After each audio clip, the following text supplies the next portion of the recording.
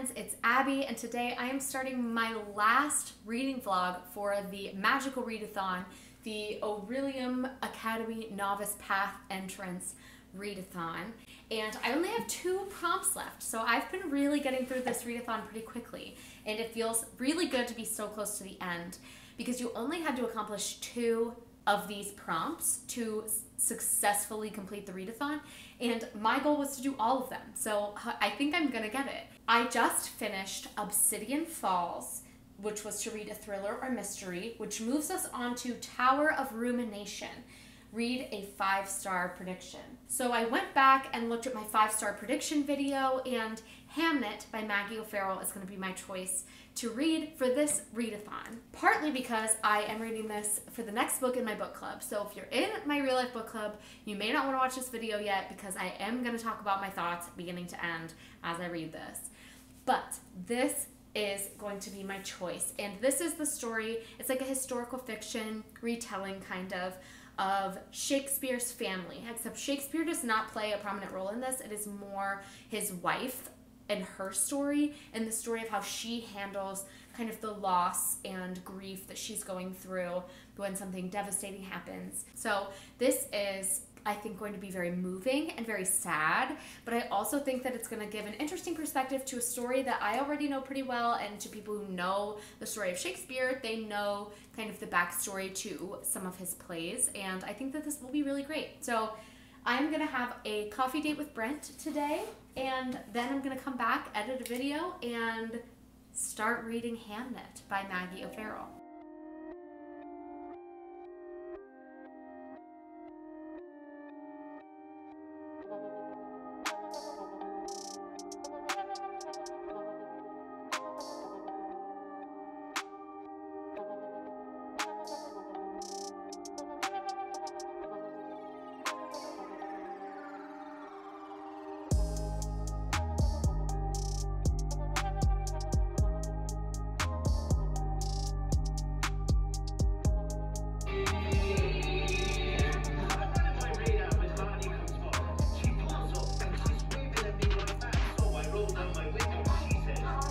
Good afternoon. I have not read any of Hamnet yet, but I wanted to pop in because I just got this package from Waterstones and I'm very excited about it, and I thought, you know what? Let's unbox it on camera. It's gorgeous.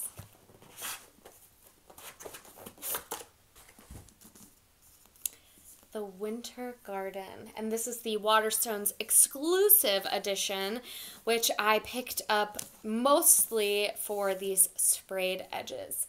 You can't really tell on camera, but they're kind of like a purple, like a navy blue, like dark purple, and it's absolutely stunning. Look at that. There's nothing under the dust jacket, but honestly, I picked it up because this book has kind of been on my radar for a while, and the exclusive edition just had these beautiful sprayed edges that I just thought, you know what, if I'm going to read it this winter anyway, I might as well get the exclusive edition before they sell out because it is stunning. So this, I don't know much about it, but it is very like fairy tale-esque, and it says on the front, what would you sacrifice for one life-changing wish? And I believe that it is some sort of magical competition, and the competition takes place in a garden. But I'm very excited to own this, and it's so beautiful. I'm so happy I got it. Oh, it's stunning. Okay, I have to go cook dinner. I really just popped in for this very quick update. Now I'm going to go cook some dinner and get ready to spend my evening reading. Hello. I thought I would give you another fun little like recipe time with me because I'm making dinner, which is another one of our absolute favorite recipes tonight, and it's super easy, though I thought I would tell you all about it. We absolutely love Panda Express sweet fire chicken, so we make our own at home. It's a little bit healthier and it just saves us some money. So literally all you need is chicken. We use chicken thighs, and you chop it up. We have already coated it, and by we I mean Brent has already coated it in breadcrumbs. So you need that. You need red bell peppers and onions, which can be sliced or chopped. You need pieces of pineapple. Pineapple pieces, I think, are the right size. The chunks were too big.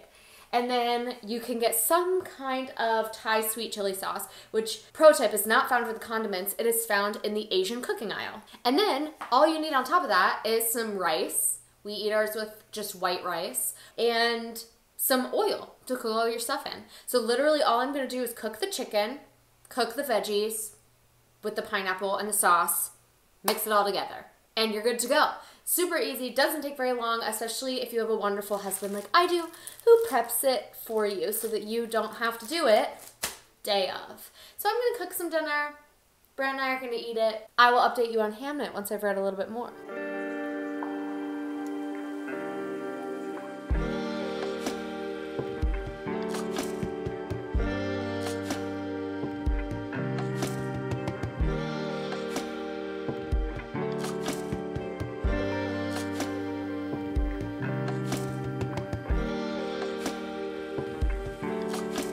Is back, ladies and gentlemen. Tuesday, Abby has arrived. She is makeupless and red-faced and has just gotten out of the shower because boot camp.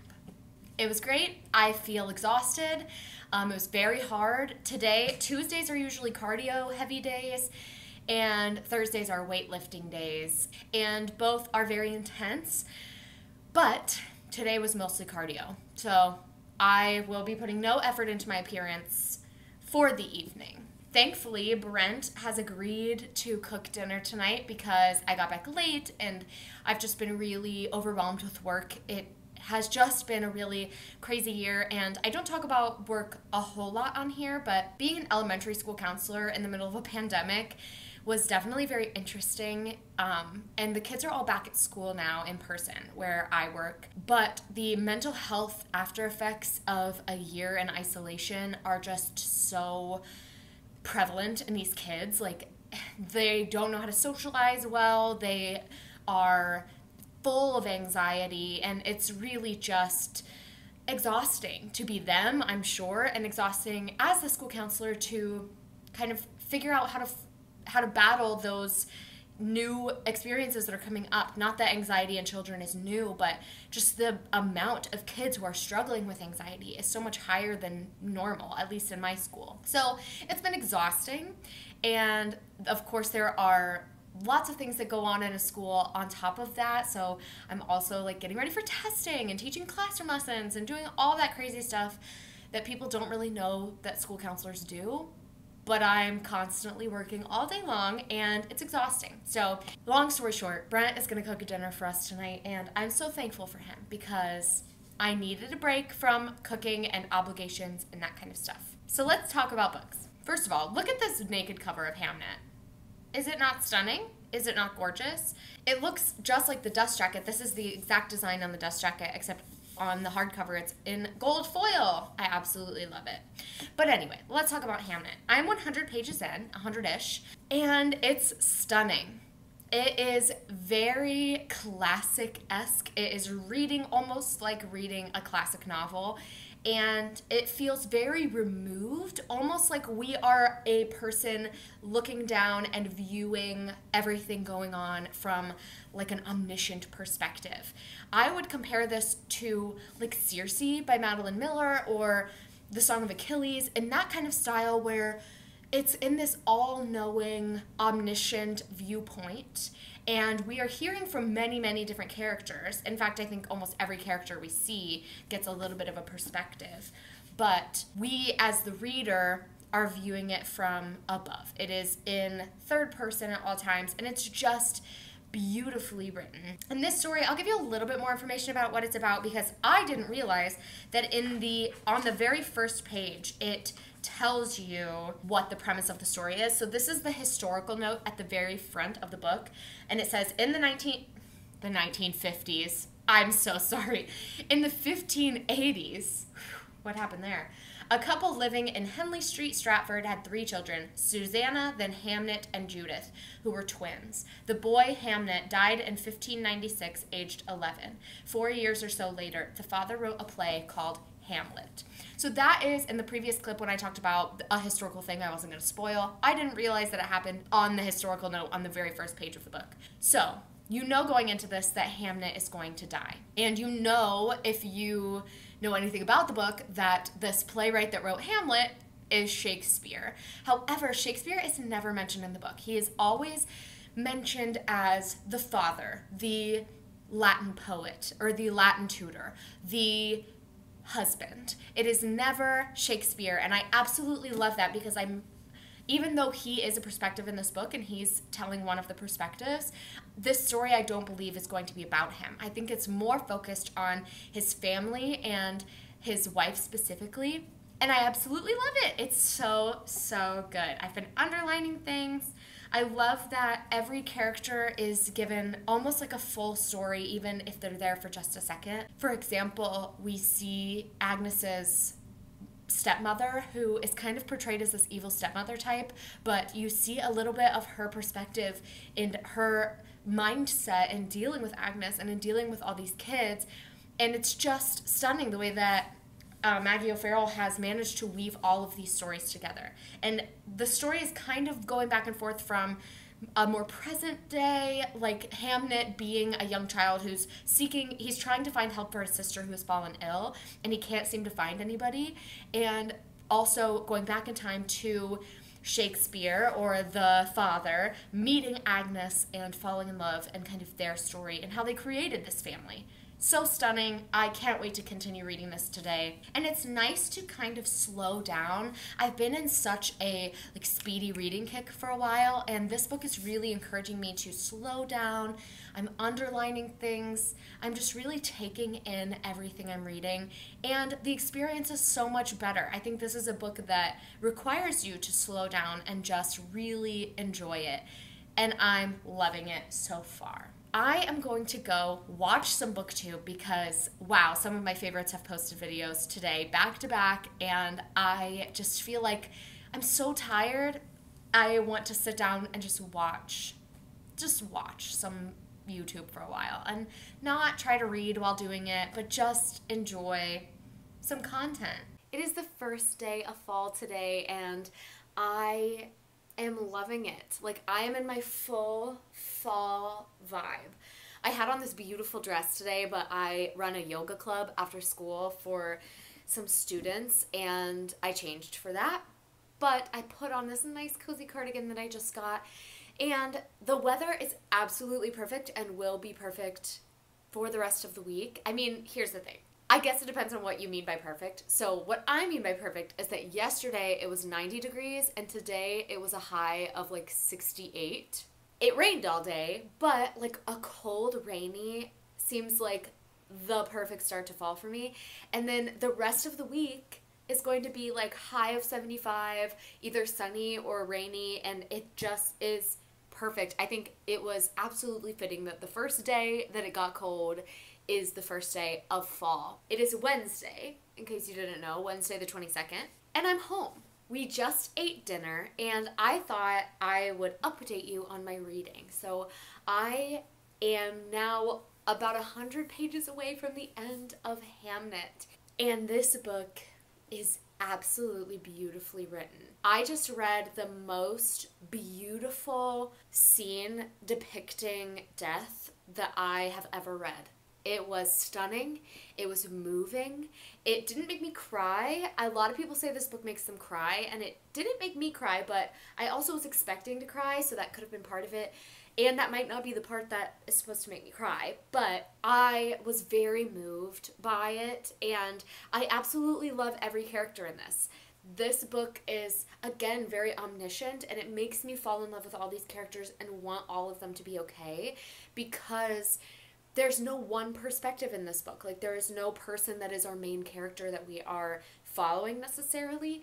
I think we are meant to be rooting for Agnes, but really all of these characters are human, and especially since it was based on real people, I think that it makes it especially moving to read about, and it especially makes you root for these characters. There's also a chapter that is completely told in the perspective of an omniscient viewpoint of the flea that started the Black Plague, and I was obsessed.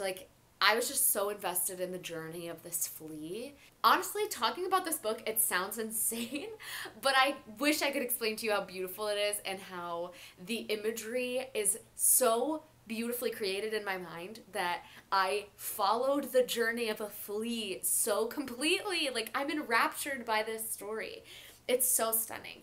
There's also like a magical realism element that I didn't really talk about in this book, and I didn't really know going into it, but it is Agnes, and she kind of is known as this witch type woman. Like, not necessarily a witch because she would have been like set on fire, but she's just kind of unlike other women, and she has this power, multiple powers kind of, the power of sight. She can see the futures of people's lives, including her own, and by grabbing this part of somebody's hand, she can divine what kind of person they are and what their life might entail.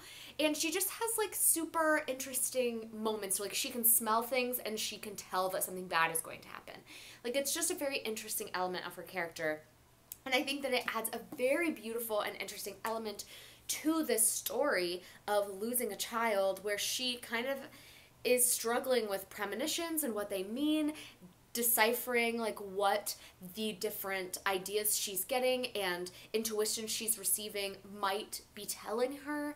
I just love her as a character, and watching her go through something as hard as losing a child is really, really hard to read about, because I just want everyone to be okay. And of course, you know from the beginning of this book that Hamnet doesn't survive, and that is really hard, but it's done in such a beautiful way that I am just flipping through pages and like unable to stop reading. So like I said, I have about 100 pages left, and this book just got to part 2. And I didn't realize that there was a second part to this book, but it kind of switches a little bit. I haven't continued reading, but I am one of those people, it is one of my reading habits, that I always flip to the end of the chapter to see how long the chapter might be.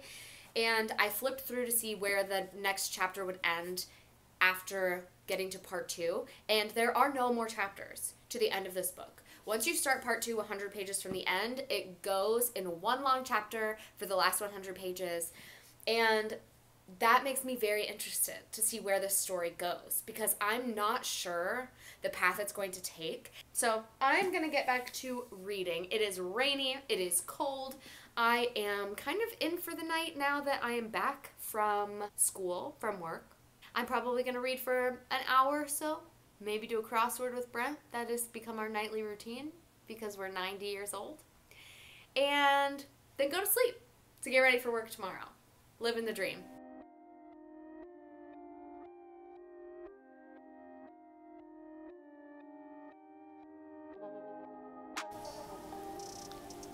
It got me. Can you see my tears? I'm gonna keep reading, but just wanted to let you know it got me.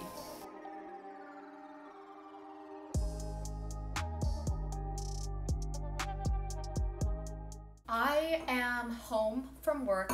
I had boot camp today, and Brent and I just ate some dinner, and it has been a long, long day. I kept asking people all day today, like, is there a full moon? Because these kids are nuts. They are all over the place. So I'm making myself a little after dinner coffee. Perfect. And I'm gonna settle in and read. I'm getting a migraine, so I need to go take my migraine medicine. But I wanted to update you because I'm only about 50 pages away from the end of Hamnet. And as you saw, it made me teary, and I didn't film.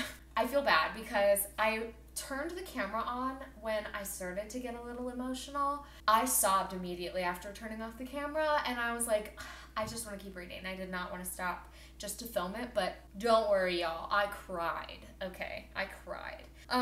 So much so that my husband came down and was like, are you okay? And I was like, no. But yeah, I would say it's the equivalent of, if you're a musical theater fan, when you are watching Hamilton and it gets to its quiet uptown, that's the feel. That's the vibe of those 50 pages I read since I last updated you. And wow, it was sad. It was sad and it was wild. I'm gonna go drink my coffee and continue reading. I will update you when I've finished Hamnet. Okay, so I finished Hamnet by Maggie O'Farrell while sitting out in the nice, crisp fall air. And I don't really know how to feel about this book. I don't really know. I feel very moved by it. I'm having a lot of strong emotional reactions to it, but I don't know ultimately how I feel. Like if those strong emotions are positive or negative. I really loved it up until like the last 50 pages. I mean, clearly, based on how this reading vlog has gone. But the last 50 pages, I can't tell if it lost me or if I'm just feeling some residual anger and like frustration and grief. Like the actual depiction of grief in this is palpable. Like you can feel the grief and you can feel the absolute despair that this family is going through. And I think that that is hard for me to separate from my reading experience. Like I can't tell if what I'm feeling is a negative response to the book or a negative response because the characters in the book had such a negative response. Like I can't tell if it's genius or if I'm just frustrated and angry. So I'm gonna have to sleep on it. I think the writing is gorgeous. I think the story is so original and is a beautiful depiction of family and grief and loss. I think that the little magical realism touches in this were really special. It could be a 5-star book or not. I don't know. We'll have to wait and see because I don't really know how I'm feeling. But Hamnet completed the prompt of Tower of Rumination, read a 5-star prediction. So we're moving on to the Aurelium Academy arc, read a book with a school setting. And this is our last prompt for this readathon. So I am again switching up my TBR. I'm going to read Wondersmith, The Calling of Morgan Crow. And this is the second book in the Nevermore series. I want to get caught up. 3 books are currently out, but more will be coming, and I want to get caught up, and so this is the perfect time to read this. I also am just like in the middle of 2 or 3 very heavy books right now. I obviously read Hamnet, very heavy. Half Sick of Shadows by Laura Sebastian is also very dark and heavy, and then I started Tears of Amber, and that is a World War II story, so definitely very dark. I need something light and fun and just something that will lift my spirits a little bit because I feel like the seasonal depression is kicking in now that it's gotten a little colder, a little darker, so we need to brighten our day up a little bit. So I'm going to start Wondersmith tonight. I have the audiobook for it, so I'm going to read along with it while I listen to the audiobook because middle grade audiobooks just always seem to be the best ones. The characters all have such unique voices, and I really can't wait to get into it. I'm sure I'm going to fly through this because although it is a thicker book, it is a middle grade book, which I usually can read pretty quickly. So I am going to read tonight, mostly listen to the audiobook because my head hurts. So I might just go lay in bed and listen to the audiobook until I get tired and want to go to sleep.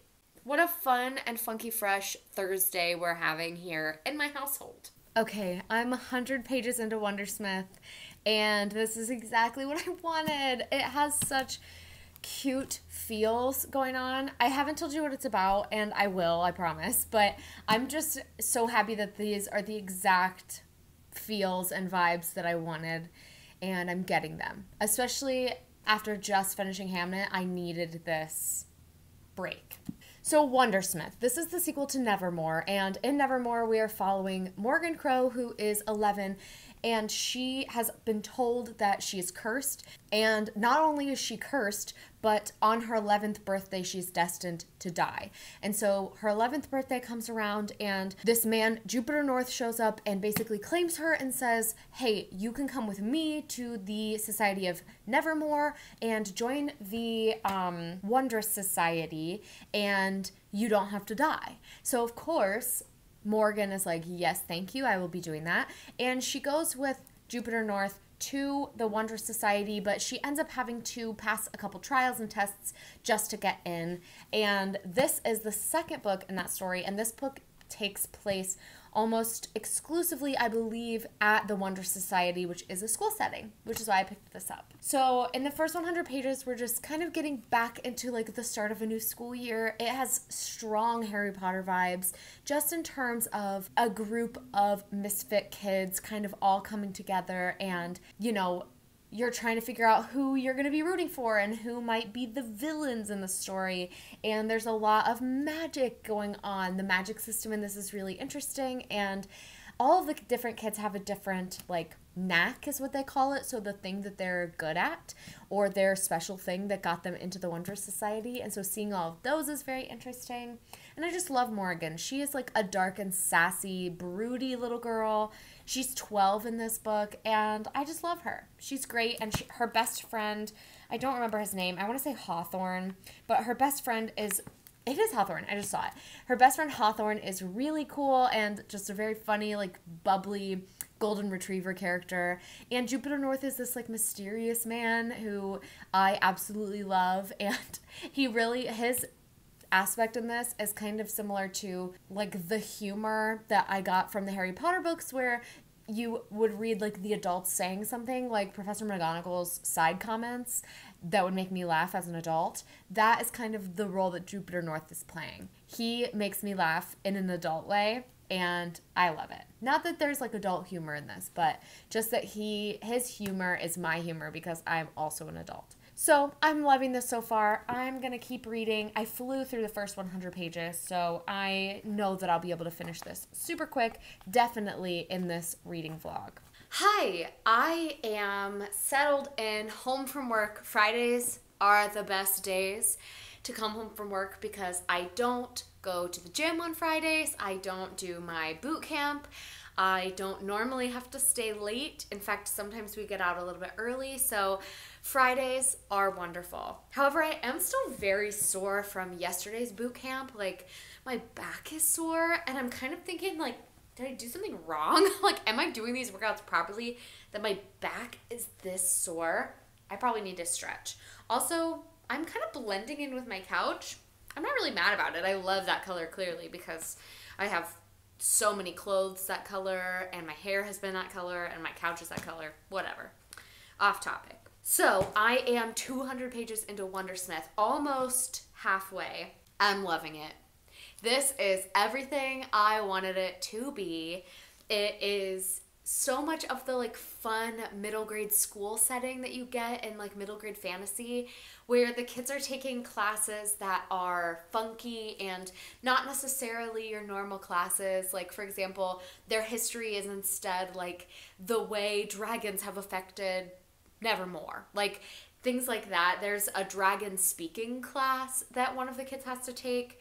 So you have that aspect of this book where the kids are taking classes, and the classes are based on, like, what their knack is. So what their magical ability is, the classes are based on that. However, this book centers around a mystery. A few disappearances are happening, and I have not gotten very much information on that, but you can see kind of bits and pieces of that coming into play. And I'm really, truly enjoying seeing Morgan kind of come into her own and join this group of kids. In the first book, it was kind of Morgan against the world, and in this book, she has a little bit of a team behind her, and especially Hawthorne, he is a fighter for Morgan, and Morgan has this, like, found family in the Deucalion Hotel, and the Deucalion is so cute. It's this magical hotel filled with beautiful creatures and people and magical beings, and I just love it. The atmosphere and the world in this is amazing, and I love it so far. It is one that I think I'm gonna fly through, and I'm gonna really, really enjoy beginning to end. I'm trying to be very vague when I tell you about this book because it is the second book in a series, but I highly recommend you pick up the first book because a lot of people compare this to Harry Potter, and I think that that is true, but this is less, like, super dark and more fun. So, like, whereas Harry Potter is very scary and dark and, like, may not be appropriate for kids in a lot of circumstances, this, so far, the first two books have been a little touch of darkness, but mostly fun and unique and charming. So I'm loving this. I can't wait to keep reading it. I'm going to read this for a while, but my plans tonight, Brett and I might go get some dinner. We don't really have an idea of what we're going to eat for dinner, so we might order in or go out to eat. I don't know, but after that, we are celebrating Mackenzie's birthday, and we are going to the corn maze. And after the corn maze, we're going to go get some drinks. So I'm very excited to have this like fall afternoon evening. Until then, though, until dinner time, I'm going to listen to the audiobook of Wondersmith. It's great. I highly recommend you pick up the audiobooks for these books and see how far I can get before I go have my fun fall evening.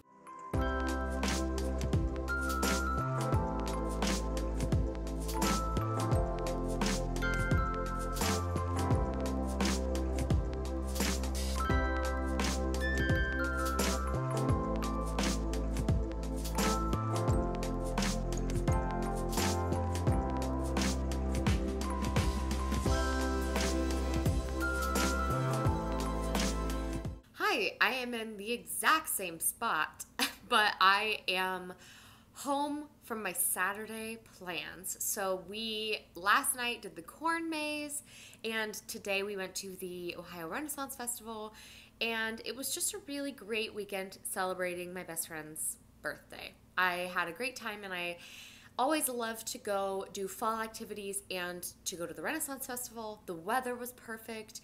It was cold this morning and nice and warm this afternoon, and same with yesterday. It was just the absolute perfect weather. So I am finally home, and throughout my time yesterday and today that I have been like getting ready and doing the laundry, I've been listening to the audiobook for Wondersmith.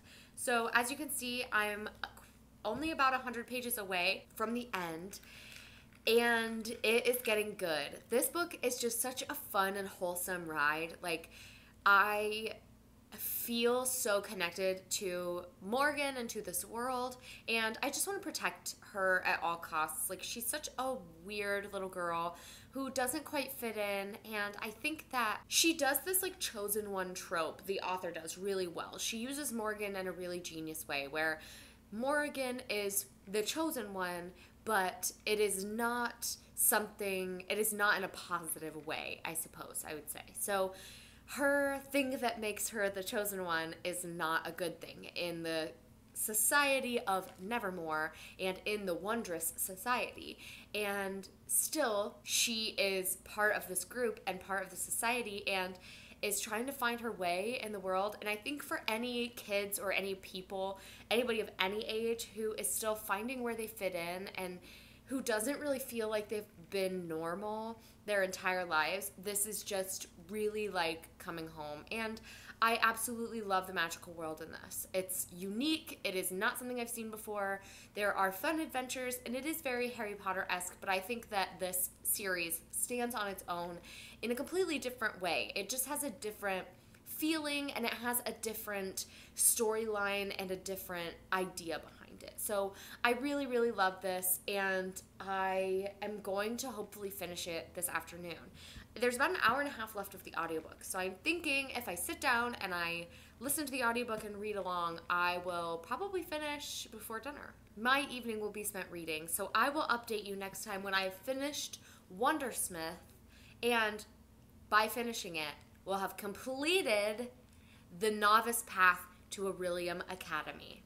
All right, friends, I finished Wondersmith, The Calling of Morgan Crow by Jessica Townsend, and I absolutely loved this. I think I loved this even more than I loved the first one, which I gave the first one 4 stars, so I think I'm going to give this one 5 stars. I think this was just such a good ride and so imaginative, and it really just took me on a journey, and I am now so invested. The first one got me interested, and this one got me invested in the story. I also wanted to read for you this example of the writing that I really love, and it put me in the perfect fall mood. So it said, "She pulled her coat tighter around her and buttoned it all the way up to her chin. Autumn had really kicked in. Outside the walls of Woonsock, that meant crisp air and piles of satisfyingly crunchy leaves to stomp through. Inside Woonsock, the wind was bitingly cold, There was an ever-present smell of wood smoke and sweet rotting apples, and the whinging woods had become a vibrant canopy of woven reds, golds, and oranges, something none of the muttering trees seemed particularly happy about. But when were they ever? It was just such a beautiful atmospheric book, and I think if you are interested in starting a new or getting into a middle grade fantasy series, this world is one of my favorite middle grade fantasies that I've read, and it is an ongoing series, so there are 3 books out currently, and I can't wait to pick up the 3rd book because I think the 3rd book has something to do with a plague or some kind of like sickness going around, so I think it will be very timely to pick up soon. So I'm going to give this 5 stars. And with that, I have completed all of the prompts for this magical readathon, the novice path to the Aurelium Academy. And now I just get to focus on building my character. So I haven't talked about the character prompts because I'm not going to do them this month. I have plenty of books to read, and since I went for all 7 prompts, I could not add more to my plate. But I do plan to continue to make my character throughout the winter and into spring as we get into the next part of the magical readathon. And I don't know what I'm going to read for those character prompts yet, but I'm very excited to have completed this path and to move on to the next part of the magical readathon and really just to continue this magical experience. I had so much fun. This was such a wonderful readathon to participate in, and it was so interesting to see what I thought. I read some awesome books, and I feel very satisfied that I have completed this whole path. Of course, in this reading vlog, I just read Wondersmith and Hamnet. And I did end up giving Hamnet 4.5 stars. So something about it is sitting not quite right with me about the way it ended, or it was wrapping up towards the end. And I think that that kept me from giving it a full 5 stars. But it is one that I might change my mind on later because I am very affected by it. So I don't know, this might end up being changed to a 5 stars. I guess keep your eyes on this channel to find out. But for the time being, I'm giving it 4.5 stars. So what a successful last week of the Magical Readathon. That is going to be all for me today, friends. Thank you so much for watching. Please like, comment, subscribe, share this video with anyone you think would enjoy it, and I'll see you next time. Bye, friends.